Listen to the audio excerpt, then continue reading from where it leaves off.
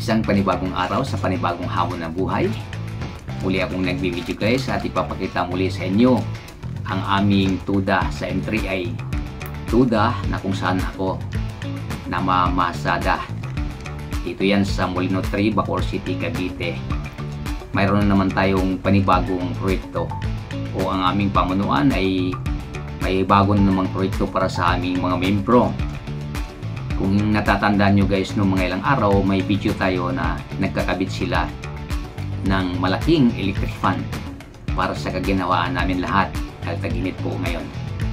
Ngayon may panibago na naman kinabit ang wifi na sa tingin ko yun ay importante sa lahat para magkaroon kami ng communication sa aming mga mahal sa buhay na naiwanan sa bahay habang kami naghanap buhay naman dito sa pamamasada namin para mapagkukunan ng pangangailangan sa aming pamilya.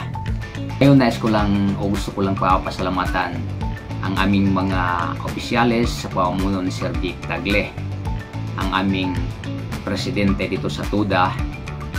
Ganun na rin sa kanyang masipag din na Vice President na si Sir Johnson Lona, sa kanyang secretary, itong mga opisyales po namin to na si Sir Ramon Briones, ang ating treasurer na si Kagawad Michael Bautista, sa ating auditor na si Sir Eric Manggubat.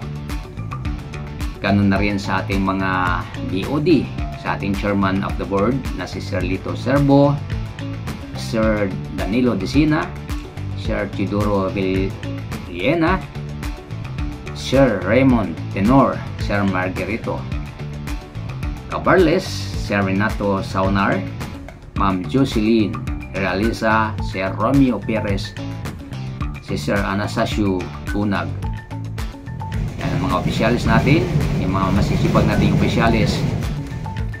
Papatuloy nyo lang kung ano ang maganda para sa membro. Ina-appreciate po namin yan. Kung hindi man na-appreciate na iba, sigurado 100% na na-appreciate ko yan. Kaya nagpapasalamat ako sa inyo. Kaya gumagawa tayo ng ganitong klaseng video, papasalamat sa inyong kasipagan o sa inyong mga magandang plano para sa lahat ng membro. Pagpatuloy nyo lang at siguradong 100% may magandang resulta yan.